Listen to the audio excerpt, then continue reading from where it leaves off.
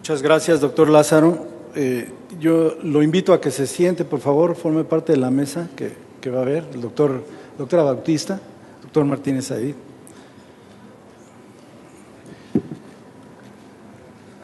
Lupita, si quieren el micrófono para las personas que quieran hacer alguna pregunta.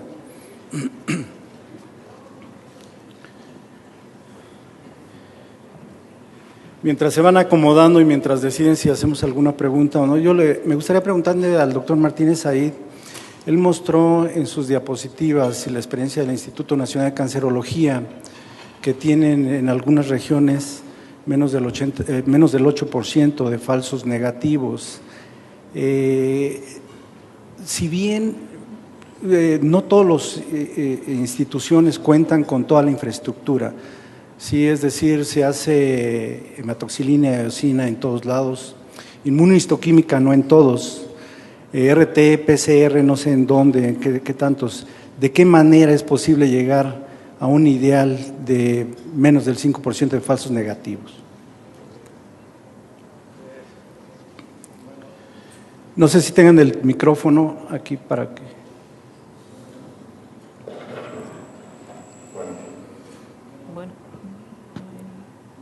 No.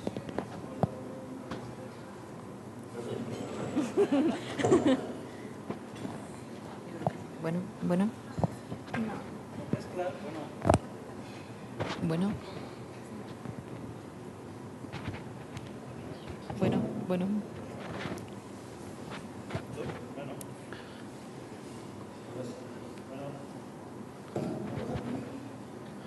Es el boicot tecnológico contra el día de hoy.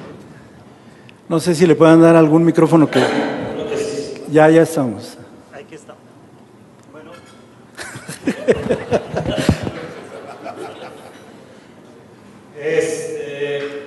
La pregunta en cuanto a el porcentaje de llegar a un ideal de menos de 5% de falsos negativos. Actualmente en la historia, sobre todo cuando comenzamos, están muy de moda las curvas de aprendizaje, y de hecho salió un artículo en la Asociación donde para lograr llevar a cabo un procedimiento con ganglio centinela, por todo el estado uno hacer alrededor de 80 por año. Entonces, pues ahí todos nos pusimos a llorar porque en México pues ningún centro hacía 80 por año, ¿no? O sea, entonces era algo así como hipotético. Realmente el procedimiento como tal, si se lleva a cabo, es un procedimiento que no solo compete al cirujano, como bien dije, compete al médico nuclear, porque hay que ver con qué recurso de medicina nuclear se cuenta, patologías, y hay que hablar mucho con el patólogo. Nosotros tenemos una comunicación muy buena, más ahora, donde tienes que ir a buscar, hablar con ellos. De repente había épocas donde se nos perdían de nuevo de no hacer inmunohistoquímica y entonces estar yendo a reclamar, ¿no? Oye, hay que hacerla y hay que hacerla. Hay veces que no se hacía, pero finalmente creo que en cualquier centro que se cuente con una inmunohistoquímica básica, no necesitan ser más de un marcador, HMB45, melana, cualquiera de ellos es suficiente para hacerlo. Y finalmente siempre vamos a estar entre el 5 y el 10% si tomamos como estándar de oro el tiempo. Y el tiempo es, si el paciente hicimos un ganglio centinela que marcó en la ingle derecha, por decir, y tiempo después recurre en esa ingle, algo sucedió que no hicimos bien. Si esta recurrencia, según los estándares, es antes del año, seguramente la técnica quirúrgica algo falló, algo no lo hicimos bien. Pero muchos de estos pacientes tienen recurrencias regionales en las áreas mapeadas 2, 3 o 4 años después, y es seguro que ahí ya no tuvo que ver ni el patólogo ni el cirujano, y muchas veces de esto se llama como falla biológica. En conclusión, creo que si uno tiene el cuidado de hacer pues todas sus técnicas muy estandarizadas, con mucho diálogo con medicina nuclear, con patología, centros especializados, creo que se puede hacer de una forma muy satisfactoria. Lo ideal es que tengamos centros de referencia, ¿no?, en todo el país. Eso creo que solventaría mucho el que se encuentre un paciente con melanoma en X lugar donde no tienen la tecnología y sea subtratado, sobre todo en aras de que ahora la información que necesitamos del ganglio centinela es crucial. Me dan el... Así tengo. Aquí, doctor, nuevamente, evidentemente está abierto para que todo el mundo pregunte, ¿eh? Me pueden interrumpir en el momento que quieran. Aquí quitar el ganglio más caliente o quitar 2 o 3, pero en base a que algunos artículos dicen que más del 20% de lo que marcó, más de lo que representaría el 20% de lo que marcó el ganglio más caliente, ya en ex vivo. ¿Es posible hacer esa búsqueda de 2 o 3 ganglios más? Y es posible que eso impacte en disminución del porcentaje de falsos negativos. Tomando en cuenta las definiciones operativas, que serían de qué es el ganglio centinela, si tomamos en cuenta nada más el ganglio más caliente y azul, vamos a tener una tasa de falsos negativos de alrededor de un 9-11%. Si tomamos en cuenta todos los ganglios azules y todos los ganglios calientes, lo vamos a bajar a menos del 1%, pero nos vamos a llenar de lo que de repente broma decíamos disecciones centinelas, vamos a sacar 6, 7, 8 ganglios de una. El término es sacar todo el ganglio, al que usamos en cancerología es todos los ganglios azul, azul y calientes que tengan más del 10% de la radioactividad del mayor, del ganglio más caliente. Y con esto la media que nosotros tenemos es de 1.9 ganglios disecados en cada región. Quiere decir que la gran mayoría de las veces sacamos entre 1 y 2 y algunos casos también hay 3, 4 ganglios, ¿no? Presento una diapositiva muy interesante donde las metástasis o micrometástasis se ven en la médula o pegadas a la corteza del ganglio. Aquí ha habido algunos artículos donde mencionan que podría ser un falso positivo el hecho de que estuvieran las micrometástasis a nivel subcortical. ¿Eso, hay algo de eso? Tanto no hemos analizado en la base de datos que tenemos, pero grupos como el grupo de Egermont en Rotterdam, ellos tienen una clasificación que se basa en 1, 2 y 3 dependiendo del volumen metastásico. Y han encontrado que los pacientes, más que ser como un falso negativo, aquellos pacientes que tienen menos de 0.1 de milímetro y que están en la corteza, que no han llegado a la médula, esos pacientes se comportan básicamente como ganglios negativos. Y quisiéramos entonces pensar que ese grupo de pacientes pudieran ser los que se pudieran beneficiar de ya no hacerles una mayor disección, pero hasta ahorita son ellos los únicos que lo proponen. Gracias, doctor. ¿Tienen alguna pregunta? Sí, doctor. Yo tengo un comentario y una pregunta. Recientemente, y me refiero al día de ayer, en esos comunicados de informativos de ASCO, resulta que me sorprendió ver que en Estados Unidos y muy probablemente en otros países, en el nuestro no lo sabemos, pues el melanoma tiene como segunda causa de incidencia de cáncer en mujeres entre los 20 y 30 años. Y resulta que esto también se ha incrementado por el uso de las cámaras solares para pigmentarte la piel, y que yo creo que están un poco impunes esas cámaras solares, pero vaya, esto ha hecho que haya aumentado también, aparte, pues la predisposición genética y el color de piel, y entonces ellos están esperando, en cierta forma, un incremento sustancial. Yo creo que nosotros debemos de también tener una participación informativa en ese punto, porque la verdad es algo que queda un poco en la penumbra y quería saber sus puntos de vista. Y también un mecanismo fundamental en el caso del melanoma es de que muchas veces pasa desapercibido, se subestima el melanoma, y cuando ya llega a las instituciones, no así en la consulta privada que probablemente sea captado en una etapa inicial, pero en las instituciones vemos pues los casos como los que presentó el doctor Martínez Said, ¿no? La sociedad está trabajando también de alguna manera para eso, o los institutos, con el objeto de que esta enfermedad, que es tan mortal pudiéramos detectarla en una etapa menor? Bueno, esa pregunta es para la sociedad, pues. Lo que había comentado en un inicio, lo que sabemos actualmente de la morbilidad de las neoplasias son inferencias de acuerdo a la mortalidad que presenta, y eso pues sí es en base a un organismo oficial, en base a un documento oficial que se llena en el momento que fallece el paciente, y es hasta cierto punto creíble. Pero un registro del cáncer no se produce desde el 2003, y la última información oficial es 2002-2003, y son 1.300 casos.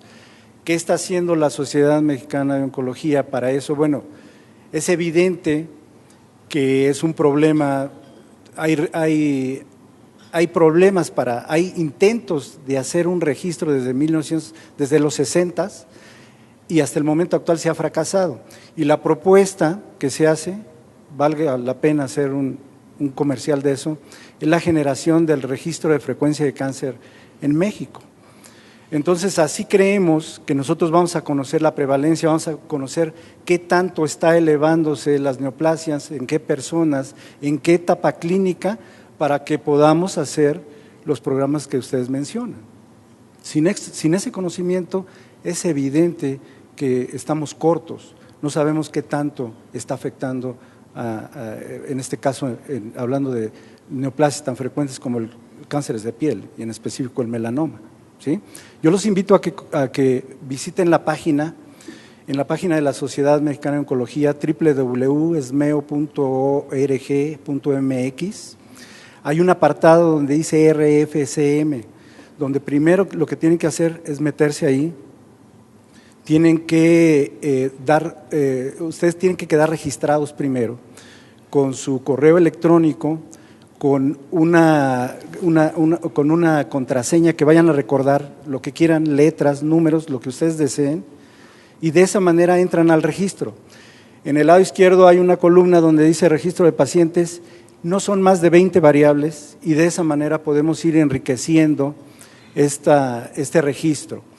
Entre otras cosas, este registro ya no únicamente está siendo realizado el esfuerzo por la Sociedad Mexicana de Oncología y sus miembros, sino ya lo estamos llevando a cabo a nivel de la Secretaría de Salud, y está esto a nivel de vigilancia epidemiológica del país. Creo que va a ser una manera que en cuanto se consolide esto, sí vamos a poder hablar de reales tendencias de crecimiento de las neoplasias. Y perdón, una pregunta ya de otro tipo para la mesa. ¿Existen diferentes puntos en las instituciones en el tratamiento adyuvante para un melanoma? Por ejemplo, nosotros en el centro médico damos dosis bajas o dosis intermedias, pero hay lugares en donde se siguen dando las dosis altas de interferón y bueno, vimos que al parecer los dos tenemos razón, pero si hay una diferencia de precio, si hay una diferencia de toxicidad. Yo quería saber cuál es el punto de vista de la mesa en la terapia adyuvante, qué dosis sustentan cada uno y cuáles son las razones. Bueno, respecto a lo que es el tratamiento adyuvante, comentábamos que efectivamente lo que son los dos grandes grupos, la dosis alta, que generalmente son 20 millones de unidades en ese tipo de pacientes en las primeras 4 semanas y 10 millones de unidades hasta terminar un año de tratamiento. Las dosis bajas, generalmente la dosis por lo menos recomendada por consenso debe ser la dosis de 3 millones de unidades 3 veces a la semana, esto es por 18 meses.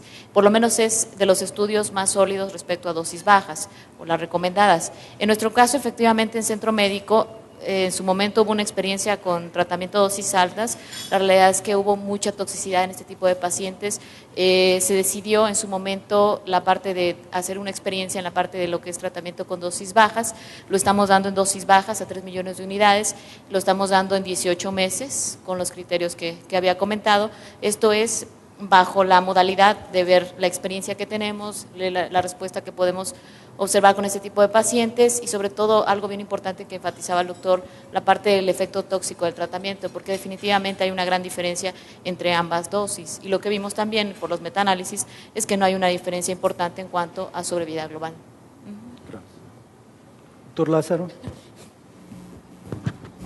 Bueno, en cancerología básicamente tenemos la política de no usar interferón ni a altas ni a bajas dosis. Hubo algunas experiencias muy aisladas y ahora a raíz de los trabajos europeos la recomendación es, si se va a dar adyuvancia, interferón pegilado. Aquí viene una salvedad, la dosis de inducción y poca gente la ha tolerado, es altísima. Son casi en un paciente de 70 kilos, es 400, 500 microgramos por semana, entonces es bastante denso. Entonces, la recomendación sería esa, y eso resolvería una cuestión que es muy importante, que es la de costo. Desgraciadamente, las presentaciones de interferón pegilado en México, punto número 1, no está autorizado para melanoma. Punto número 2, son presentaciones para hepatitis, donde a las dosis que se tendrían que tener de mantenimiento se desperdicia muchísimo medicamento. Entonces, si hubiera las presentaciones, digamos, como más ad hoc para el punto 3 por kilo para mantenerlo, sería económicamente más atractivo y yo creo que podría haber más pacientes. La recomendación ahorita que nosotros tenemos es paciente ganglio centinela positivo, como único ganglio se debe de llevar a adyuvancia. No sabemos si se beneficia o no, pero ahorita parece ser que es el único.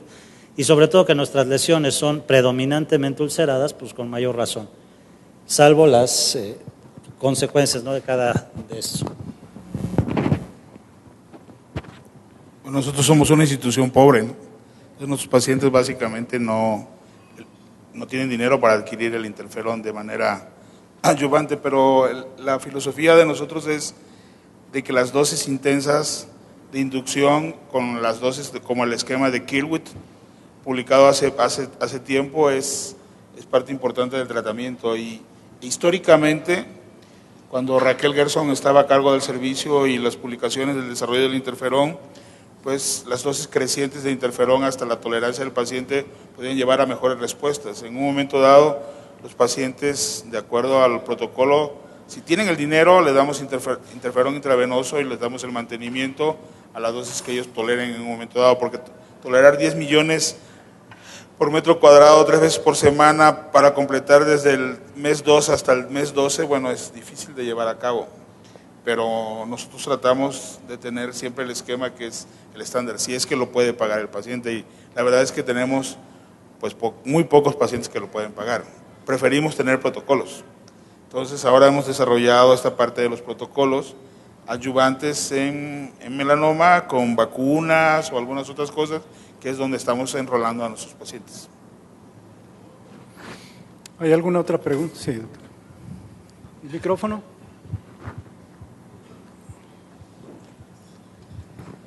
Bueno, una pregunta para el doctor Martínez Said. Me llamó mucho la atención el caso de la paciente con melanoma de vulva. Sabemos que cuando está localizado al tercio superior, localizado cerca del clítoris, las metástasis, generalmente con Breslov 3 en adelante, 3 milímetros, lo da directamente hacia paraórticos. También vi que están utilizando la gamma cámara, ¿verdad?, que aparentemente es una buena alternativa para no usar la gamma sonda. Primero, ¿cuál es el tratamiento hoy día para ese tipo de pacientes con lesiones centrales en vulva, pacientes jóvenes generalmente, que ha aumentado últimamente, y que bueno, la gamasonda puede salir positivo el ganglio paraórtico? ¿Qué se están haciendo esas pacientes? ¿Cómo las manejan? ¿Tratamiento conservador local, vulvectomía radical, se toma el ganglio centinela del paraórtico? ¿Cómo las manejan?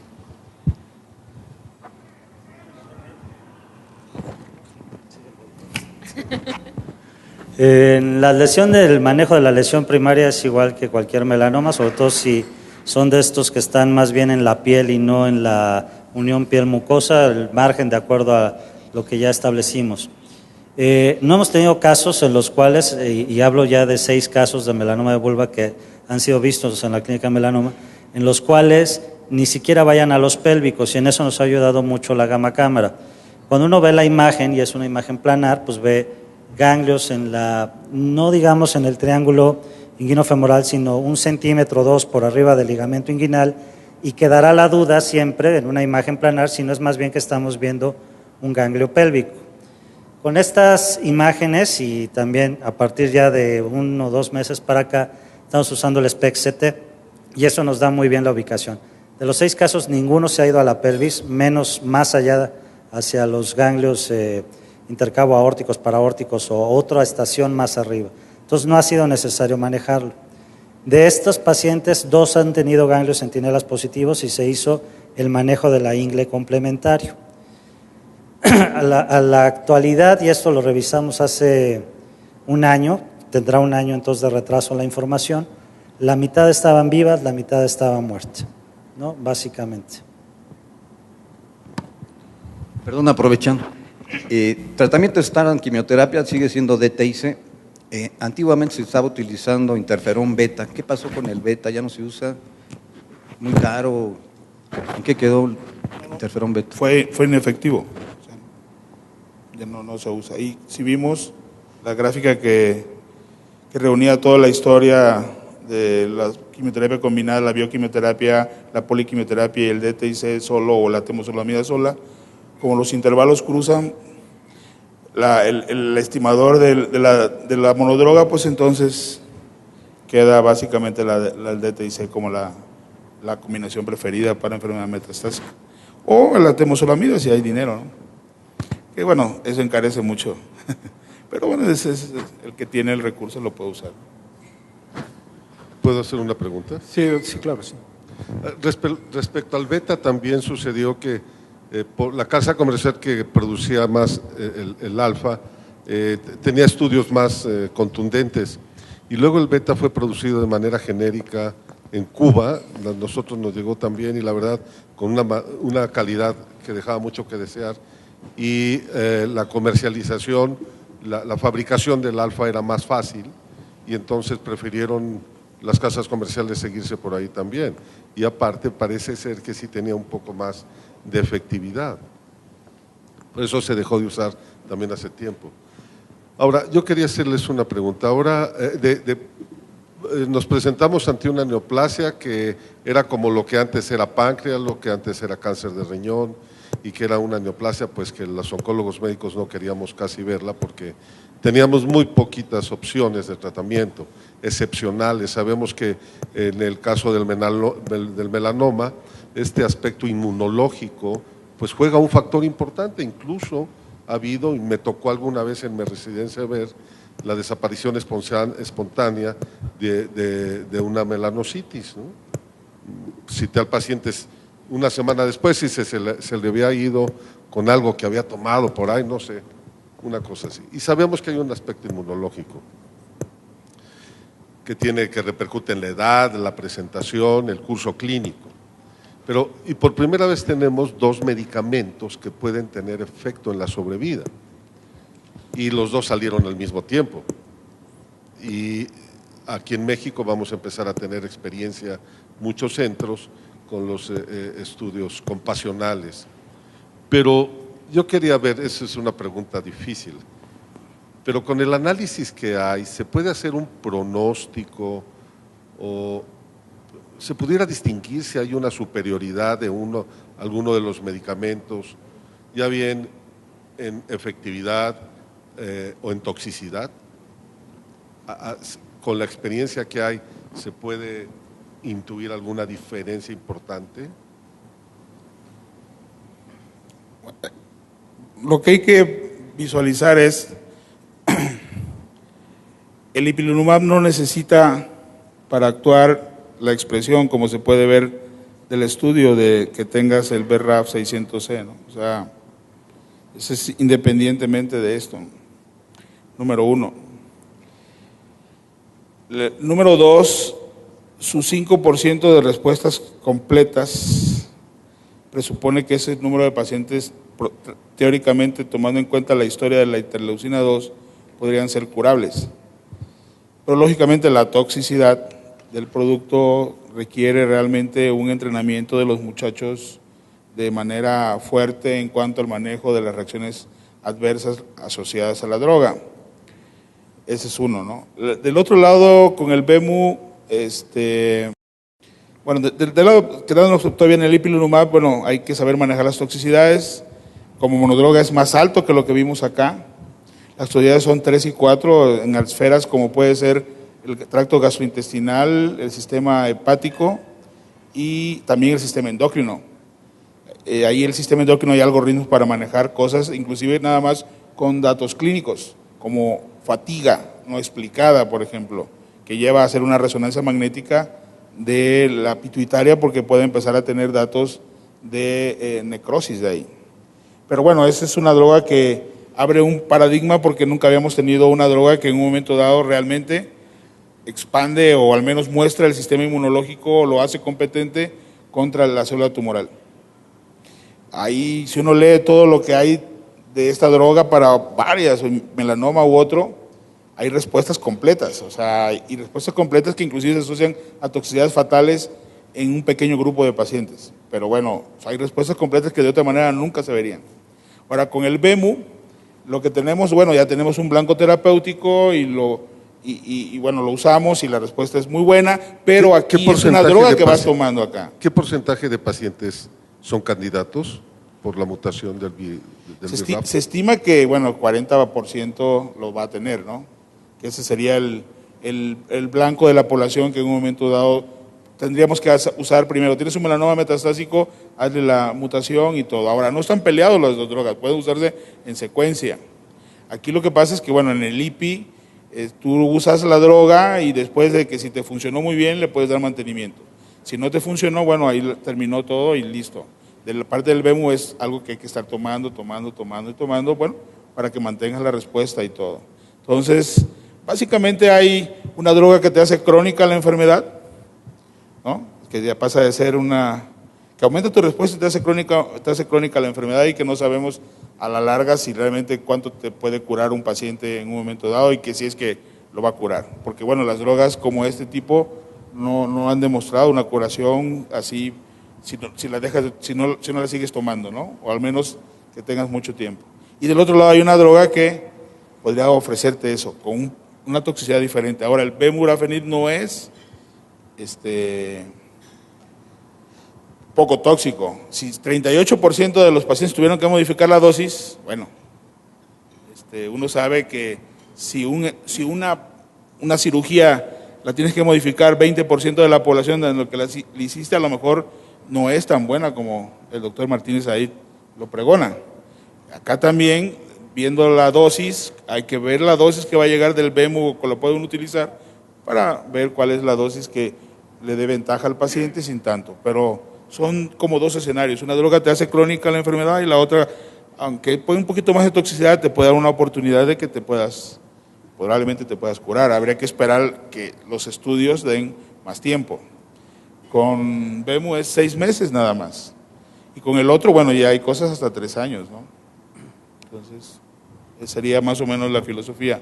Mides el BRAF, puedes empezar. No todos son candidatos para usar, bueno, no solo el BEMU, sino no todos son candidatos para ipilimumab de entrada. Tienen que tener condiciones. Buen estado funcional, pruebas de funcionamiento adecuadas, conocer el producto y, bueno, hacerlo, ¿no? Sería mi punto de vista, ¿no? La ganancia neta ahí, pues siempre es poco, ¿no? Sí, pero en quien tiene, en realidad ha sido muy sostenida, que eso es una de las ventajas, es decir, hay pacientes que han tenido sobrevidas a 3, 4 años, ¿no? No, sí, no, entonces, definitivo. Un porcentaje de un 20% de los pacientes era algo que no conocíamos, dado que estos pacientes casi todos estaban muertos a los 2 años. La respuesta de mantenimiento con el BEMU es buena, pero con el IPI, bueno, si tú la juegas y te haces del 5%, con menos posibilidad de morirte y tienes en respuesta completa, eso es bueno, ¿no? O sea, es como la interleucina 2, lo que habíamos estado esperando. Ahora, esta es el primer anticuerpo de esa camada, porque, bueno, nunca teníamos esos anticuerpos. Pues hay que estudiarlo, leerlo y hay que participar en los estudios. Porque bueno, la compañía tiene estudios en próstata, la adyuvancia que mostró Yolanda acá del RTOG, ¿no? Para adyuvancia y bueno, varias cosas, ¿no? Bueno, si no existe algún otro comentario, pregunta, no me resta más que darle las gracias a los participantes e invitarlos a la próxima reunión de Sarcomas. Que Lupita, si me corrobora la fecha, de la próxima reunión, la fecha. ¿Sesión de residentes? El jueves 8 de septiembre hay sesión de residentes y el 1 de octubre es la reunión de Sarcomas, aquí, la sesión de Sarcomas. Disfruten su sábado, muy amables, muchas gracias.